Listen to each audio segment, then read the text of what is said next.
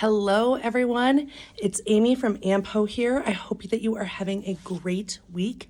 I'm coming to you again. Remember, every week this year, I'm coming to you to help you with your annual giving program.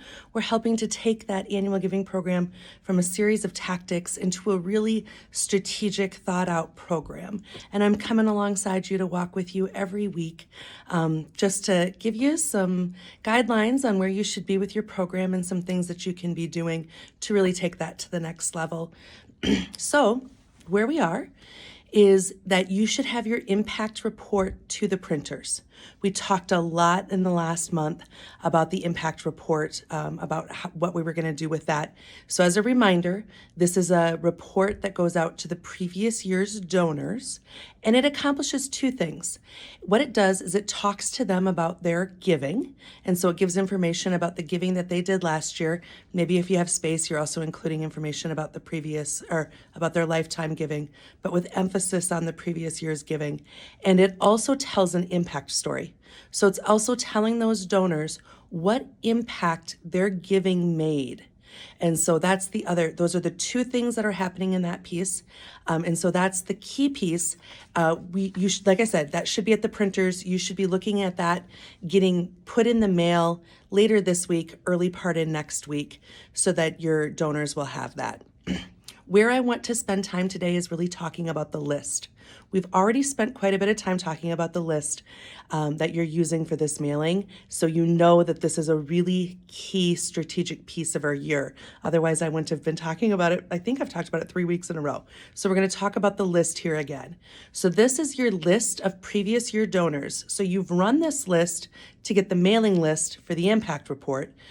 You had to include information about their previous year giving, and if you were including lifetime giving as well, that was all included on this report. So you have the report now of everyone who's given in the past year and their previous year giving and probably their lifetime giving as well. This report is gold. This report is very strategic for how your annual giving program is going to move forward this year, because this report tells us who we should be talking to.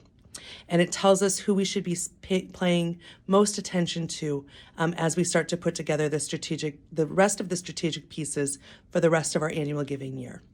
So one of the things that you want to do, we've talked about this before, but you want to determine who the top 10% of givers are on that report. So look at it, run it so that you get the top donors from last year, top donors lifetime, and you're going to see kind of a natural break point.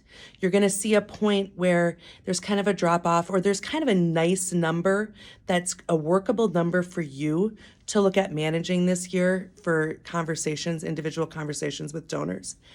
That's the break point of who you're going to consider your top 10%. So math is kind of a little fluid here. But, if you can handle talking to 10 donors this year, then great. Let's figure out who those top 10 are based upon this list, and let's start looking at talking with those donors. That amount might be the indicator for you. It might be people who've given over $1,000 to your organization. It might be people who've given over $5,000 to your organization. Whatever that criteria is, it's perfect. What's right for you is the right criteria for your program at this time, and it is absolutely gold. It's absolutely the standard that you should work from. You should be very proud of the fact that you have that identified. There's a whole lot of folks that don't have that identified. So you doing that is a huge step in making this more strategic. Don't worry about the number. Don't worry about how much they've been giving. Don't worry about how many of them you have. You have your people. That's all that matters. And that is amazing, and you're doing great. So now what you're going to do, now that you know who those people are, this impact report becomes our first time when we can engage with them in a different way. So maybe you have an opportunity that you could hand deliver that report to them. Maybe you've printed that report in-house and you can pull their envelope out and be able to hand deliver that impact report to those donors. Or maybe that report, maybe you mailed that report through a mail house and it's already gone. That's great. The next thing that you can do is you can call those donors to alert them to the fact that the impact report is coming. Just wanted to give you a quick call to let you know that your impact report is in the mail. I look forward to hearing your thoughts on it. And I also just want to make sure that the giving that we have reflected in that report is accurate compared to your records. That's the kind of message that you can leave for those donors, or the conversation that you can have with them if you get a chance to talk with them. That's another thing. You want to check in with your top donors to make sure that the giving that's reflected on the report is accurate in comparison to their records. If there's any challenges, you want to try to get those figured out and straightened out for those donors. Maybe you have a situation where you have a married couple and one gift got recorded on the one partner and the other gift got recorded on the other partner. And so when you mailed that report out, maybe you mailed two impact reports because you were mailing one to one partner and one to the other partner, and you want to look at combining those records. That might be a situation that you might encounter where your records don't reflect the records of the donor. Another thing that you're going to want to do is set up a time when you can meet with these donors. These are donors that you're going to want to start engaging with on a deeper level. And we've got some things that are going to be coming up that we might be engaging with these donors about. And so this is kind of a first step. Set up a time to meet with them. Maybe you want to go to coffee. Maybe you want to invite them into your location so that you can give them a tour, whatever that is. But try to get a chance to meet face to face with them. Some questions that you really want to figure out is, why are they giving to your mission? And do they have any future plans for their giving already to your mission? You really want to understand their why and try to really get into what their motivation is for being so supportive of your mission. So there it is. We're starting to transition a little bit. We're going to head into a time here where we're going to start to really get a little bit more strategic in our work.